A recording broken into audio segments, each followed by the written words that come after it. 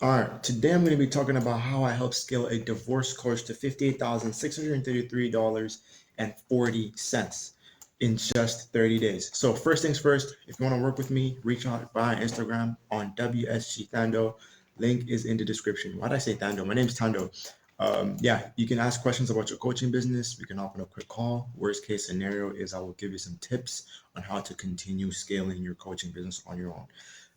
For your information, this is not coaching. This is not going to be teaching you how to do this. This is how I help clients scale to 10,000, 20,000, 30,000, maybe even 100,000. We haven't reached that mark yet, but we will probably by the end of the year. So please don't take this video as coaching. I'm not here to coach you. I am not a coach. All I am is I am a person that helps coaches get more clients through Facebook ads. All right, now that that has been established. So first things first, this is the divorce coach we're talking about. Her name's Lisa, and before working with us, she was spending an average of $4,000 on ads, and she was getting a return of 8,544. Now, from the glance, you probably, let me get my pencil real quick. From the glance, you probably think that that's good. No, that's wrong. You have less than a 2x ROAS, which is really, really bad. And your cost per click is 30 cents, which it's not too bad, but as I said, you want to keep that below 80 cents. My handwriting is kind of bad, please. My apologies. So she had a very low ROAS, which she wasn't even breaking even because you're making a loss with this. She had unprofitable ads, she had low profit margins, and she had a low cost of goods. What this means is that she was charging low ticket. For example, she was charging $40 per person that signed up to her program. My handwriting is so bad, bro. She was selling $40 per person that signed up to her program. And after working with us, now these are, you can see the difference of the days, December 1st, 2024 and March 30th, 2025 to June 30th, 2025. So that's recent. So her ad spend is now $17,000. We're going to get about how that went from 4K to 17K in a second. And she made back 44K from that, and her average ROAS was 2.5. Now, from a first glance, you're probably seeing, wait, why did the cost per click go up? This is normal. This happens where sometimes on a week your cost per click will go higher. When that happens, just change your what's it called? We just change the ad creatives and we rerun it as a new trend. So after us, she had a higher ROAS, a higher profit margin. Her program costed more and she had profitable ads. So she was basically charging high ticket now. So at first she was charging low ticket, $40 per person. This time she's charging about 500 all the way 3,000, so forth, for every person that signs up to her course or her program. Now, how did this go from 17,000? I mean, how did this go from 4,000 to 17,000? Basically, how this happened was she had already been running ads on her own. And after a while, she had reached a point where she was making so much loss that she had to, kind of like, we had to come on board. I had a quick call with her and she was telling me that, yes, I'm making this money. I watched a couple of YouTube tutorials on how to run ads, but it's not really profitable because all the money that I'm putting back in, I'm getting about, 2-3% profit back, which isn't really good. So let's talk about how the ROAS, because a lot of you guys are probably saying, but this ROAS isn't great. I'm going to talk to you about that now. Even though an 18,000 spend at a 2.5x ROAS might look less impressive on paper than a smaller spend at 4 times ROAS, it's actually more profitable in this case. Here's why. So basically the ROAS dropped and we generated this coach way more total revenue. And because we broke even, the extra volume of people equals to more profit. Now, what that means is that with more ad spend comes more reach. We brought in far more new customers at a higher rate. All right, I need you to remember that we brought in more customers at a higher rate, which builds a foundation for future long-term, what do you call this, uh, endeavors. Yeah, and a small drop in ROAS unlocks months or maybe even years of repeat revenue for our coaches. And we treat every coach like a brand. So in this video, you'll hear me say brand a couple of times because I see coaches as a personal brand. In order for you to become a successful coach, you need to have a good personal brand. So we treat every coach as a brand. Now, what I mean by it unlocks months or maybe even years of repeat revenue is that for every client that you have that signs up, they're most likely not going to be a one-time payment. They're going to pay month 1, month 2, month 3, month 4, and so forth. So you unlock every single month more and more revenue for every single client that you get in your coaching program. Now, note that these aren't one-time buyers, just as I said, but rather month-to-month clients in our coaches' hands, meaning we blended far beyond the initial ROAS, which was 2.5x, because that means the current clients keep coming back. So higher spend helps cement the brand in the minds of more people. This compounds over time, making every future campaign cheaper and more effective. We'll go over that later. The more you spend, the more data Meta gets. So pretty sure we all know this by now. For every ad that you run, the more data Google or Facebook or wherever you're running your ads gets, meaning that it's going to retarget to the right people. And this compounds over time, making, oh, I'm reading the wrong thing. And this accelerates pixel training, improves audience matching, and helps your ad account optimize faster, which can lift performance in further months. So say you run an ad here, this is ad A, and ad A brings in amount of money. After a couple of weeks, ad A is now the size of this because Meta knows exactly who to target. So that means, so that means even more money in your coaching program. So this means more top of funnel traffic means bigger, warm, and hot audience to retarget. Where ROAS is often the highest, this sets you up for a cheaper and more efficient upcoming month. More ad spend, higher ROAS, higher profit. You're going to spend less on ads. Straightforward. Scaling ad spend gives more room to test more creatives and angles, helping you find new winners that you can use to keep the ROAS stable to scale your coaching offer even further. Instead of chasing one-time spikes in efficiency, we built a system where the spend goes. What happened to my Wi-Fi? Where the spend goes up, but the returns remain profitable and growth becomes predictable and controllable. My Wi-Fi is gone, so I can't really use my pencil. Oh, wait, I can now. Okay, yeah, that threw me off. My bad. There's so many things going on in this video. We built a system where the spend goes up, right? Returns remain profitable and growth becomes predictable because it's no longer just throwing something out there. We've tested this. We know how it works, so we know how to attack it. Now, first things first, I just want to go over the whole ROAS thing. Now, note that, okay, I just want you to know that these are arbitrary numbers. It's not real. These are used for illustrative purposes only and do not reflect actual profits or performance from this brand. In other words, this coach, whatever, right? We'll call it a brand because it's simpler to call everything a brand. Everything is a brand. Treat everything as a brand. That's the only way you're going to scale is if you treat everything as a brand. You're not a coach, you're a brand. So example 1, 7,000 spent at 4 times ROAS. The revenue 7,000 times 4 equals to $28,000. Now, gross profit, 70% of $28,000 is 19,600, right? Ad spend minus 7,000, net profit is 12,000. So already see, ad spend, you're getting about roughly 4 times back that, right? And then 2, example 2, 18,000 spent at 2.5x ROAS. Wait, no, I made a mistake. You see how high that ad spend is, and you see how much money you lost from the ads and how much you're making. That's about 12K, which isn't really that great. And then you have 18,000 spent at a 2.5x ROAS. We're spending more, but we have a higher ROAS in terms of this here because 18 times 2 is 36,000. So ROAS revenue 18 times 2.5 is $45,000. Gross profit, blah, blah, blah, 31. This, that. Ad spend is negative 13. You have 13,000 left. Now, you spent 18,000 and you got 13,000 back. Over here, you spent 7,000 and you got 12,000 back. Now, ROAS dropped from 4x to 2.5x, but the total net profit still increased because the higher ad spend gave you an extra $900 in profit. Plus, more customers, bigger retargeting pools, and future long-term retargeting growth or whatever. The brand traded some efficiency for scale and long-term gains, and it paid off. If you don't understand this part, just ask me a question because I'm genuinely rushing through this. I don't have all day. I have a meeting in about 5 minutes. So I have to do this as quick as I possibly can. So now, how we did it. Testing creatives, weekly process. So we started by launching multiple creatives, whereas images, videos across a few angles, hooks, and formats to see what resonates best with the cold audience. Now, the great thing about social media, whatever, you can repost the same video 1,000th time, only if you change the sound, the title, whatever. that video will be treated as a new video, even if you change one single thing on it. So that's how we treat these ads. We make the same type of ad, but with different colors, different ad creators, different everything, different angles, different hooks, but it's all the same ad, and we kind of like split test them. And why did we test weekly? Because ad fatigue is real. Even great ads die quickly.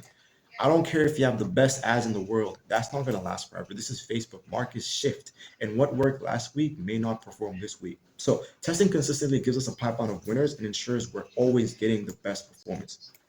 Now, what metrics do you look at when you're running your ads or when we run our clients' ads?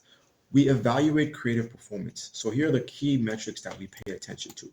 The CTR, the click-through rate, measuring how many people click through to the website. Oh my goodness, after seeing the ad. Higher CTR means stronger interest and relevance. And then your cost per click, your CPC, shows how much we're paying for each site visit. Now, remember what I said earlier in this video. I said you want to keep that below 80 cents. Because you could be saying, oh, for every click, I'm paying 80 cents for every website visit. That's too much money. You should not be paying anywhere close to $1 just for somebody to click on a link. So if you should try to get that number as close to 20 cents as you possibly can.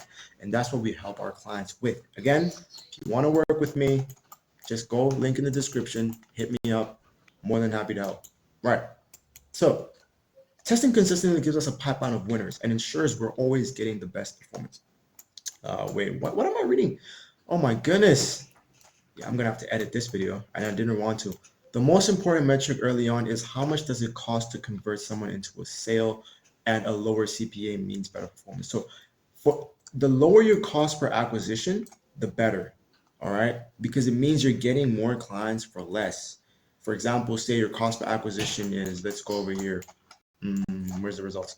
Your cost per acquisition is probably, I don't know, $5, $10, somewhere around there, right? I'm just making an example out of the blue. And for that $5 to acquire a new client, you're making maybe roughly, say your program costs about $2,000, right? It costs $2,000 for somebody to buy divorce coaching from you or whatever, because they're going through divorce and Michael just broke up with them, so they need all the tips they can get. Let me just take $2,000 out of your pocket, but in order for me to do that, I need $5, So for every cost per acquisition, you're spending $5 to get $2,000. And that's why this is so important, because this indicates how much revenue we're generating for every dollar we spend. A ROAS above break even is profitable. Now, what we mean by break even is if you put in $10 in your ad account and you get back $20, you broke even because you made the money back and you kept the $10, right?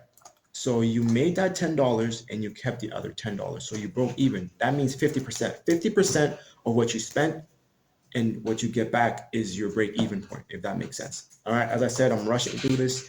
If any of this does not make sense, my Instagram is free, it's open, just hit me up. I'm down to answer any questions on how we can help you scale your coaching business. Again, I am not a coach.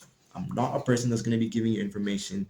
This is hardcore proof of how we help our clients scale to bigger monthly reoccurring revenue standpoints, or if that's the right word to use. So we track how long our viewers stay engaged with a video or an ad or whatever to see if the hook is holding attention. Now, 3, you need to scale top performers profitably. Now, every time you have a high performing ad, we should always look at that ad. What made that ad perform well? What made that ad bring in the most money? And how can we replicate this ad without doing it, kind of like duplicating it in a manner, So we need to identify a winning ad. It needs to have a strong CTR, low CPA, and a high ROAS. We gradually scale up the budget to once a creative proves it's profitable, not break even, profitable, using controlled increases to maintain performance. We isolate the creative into new campaigns with fresh audiences, different interests, or lookalike stacks. Now, you need to always retarget new people, because that's the only way you're going to make a whole lot of money, and that's the whole point of running ads. Content on its own is not enough. I'm serious. If anybody is in your team and they're telling you need to run content every single day in hopes of going viral and you're going to get people in your coaching business, you're not going to get anywhere with your life. Instead, every single month, instead of taking your kids to Jimmy John's or taking them to McDonald's, put aside that $500 and use it for your ads instead. I promise you'll be able to take your kids wherever you want to. Now, introducing audience stacks. Now, what this means is that when we have a little pixel data, we combine high relevance interest into one ad set. It's great for an alternative to broad cold targeting. Now, lookalike stacks after early wins. Once the pixel has enough data, we build powerful lookalike audiences based on high quality customer behavior. So this is only once you have a few hundred conversions or solid pixel data. You don't just do it out of the blue. Now, retargeting after a net minus 1,000 plus sessions or events, your site should have enough volume. So you retarget these ads to engage users on other websites. For example, when they're on Facebook or when they're on YouTube or when they're on somewhere else, right? Your ad is going to pop up again. And that's going to kind of like prompt them to, click or produce more traffic or whatever. This also leads to higher ROAS. It is kind of unpredictable because retargeting ads don't always work how they're supposed to. But if a person sees your face over and over and over and over again, they're obviously going to want to know who this person is and how is this person going to help me, And that's what I'm trying to do to you right now. I'm making this YouTube video so that you can see my face over and over and over and over and over again, so that when you finally come to me and ask me, hey, Tando, can you help me run ads for my coaching program? We want to make $10,000 next month. Here's 2,000. I'll be like, okay, sure. I mean, you're already pre-qualified. You know I can do what I'm doing. So let's get right into it. And that's what the whole purpose of retargeting means. Retargeting can be organic.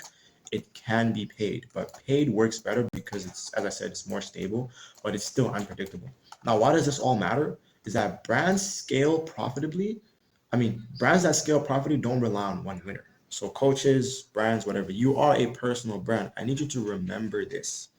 Every time I talk about a coach, I'm going to refer to you as a brand because that's what you are. You are a brand. Anything that you do online, either positively or negatively impacts what your program is. And for that reason, you are a brand. So testing means we find out what works. Scaling, we multiply the results. Retargeting, we're squeezing out every last sale.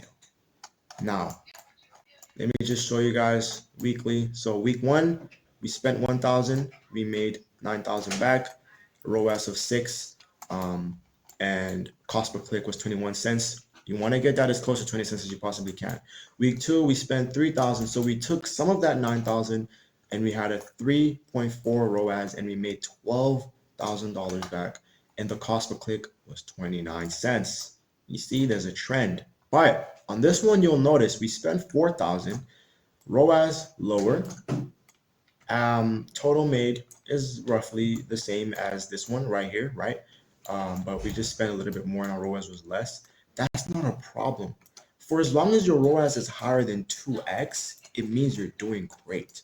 If your ROAS is lower than 2x, then you need to start consulting people because it means you or whoever you hired isn't doing a good job. So don't start to panic when you see, oh, my ROAS is going down and my cost per click is going up. It's just a trend. It's just for this 1 week. And you use the data that you got from this week, from June 6th to June 13th, from June 13th to June 20th, and you find kind of like a point where you that you use these results to help you make more kind of like making better ad creatives. So let me just draw this as a graph. So you have a trend where the graph goes up and it stays constant, and then all of a sudden it plummets. At this point where it plummets, do not panic. Look at your numbers, look at how much is being made, look at the cost per click, look at the ROAS. Use that data, make new ad creatives, and watch how this trend goes up. And this time, you're probably going to make way much more money than you did in the first trend. So key takeaways that I want you to take from this video is that, 1, I can help you do this. This is my job. I'm not a coach. This is not me teaching you how to run ads. I need you to remember that. This is me showing you how I run ads and how I've been running ads for years. All right. I may have started here and there. I told you it's a busy morning. I got a lot of things to do later today. Yeah, we've been trying to squeeze in content lately. The team is pushing me to do a lot. So yeah, that's what I want you to remember. Second of all, keep your ROAS above 2x. So if you have somebody in agency or whatever that's busy with you right now, and their ROAS is 1.8, and they keep sending you voice notes. Oh no, that's normal. No, no, no. And your cost per click is 80 cents. Oh no, that's normal. It's not. You're being scammed. They're literally laughing in your face. They're taking every single dollar that you're giving them, and they're going to Louis Vuitton and getting the latest bags. You need to make sure that I'm telling you this because in case you and I end up working, I want you to know that I am 100% transparent, and I want you to know what's going on with your ads, because it would be really easy for me to just walk up and tell you, yeah, the ads are doing great. You know, you have a 1.5x ROAS and your cost per click is 90 cents. That's so amazing. You're making 90 cents per click. That's bad. So again, key takeaways: make sure your CPC is as close to 20 cents as it possibly can be, right? Make sure your ROAS is, man, my handwriting is bad. I'm not even gonna try. I'm just gonna write numbers. Make sure your ROAS is 2x, and make sure your click-through rate is closer to like the, click-through rate is how many times your link gets clicked. So make sure that's about, what's a good realistic number? Anywhere between like 10 to 20%, right? 10 to 20% is a good click-through rate. That means for every 100 people that see your post, 10 people click it. Does that make sense? So you need to make sure that you know those numbers going into working with somebody or running ads for yourself. If you think you can do it yourself, go ahead. But if you need my help and you actually learned what I've told you here today and what I can help you do, let's go ahead and work. Let's go ahead and partner up. It is gonna cost you $1 though. It's not gonna be for free. Okay, let's just get that out there. But I hope you have a great day, and I'll be sure to make more videos like these. It's only gonna be results based on results. I'm not here to coach you. You can go find somebody else to do that. I'm just showing off the results and how I help my clients scale to $58,633.40 within 30 days. Have a great day. I'll catch you in the next one. No, don't go live. Don't go live. Don't go live.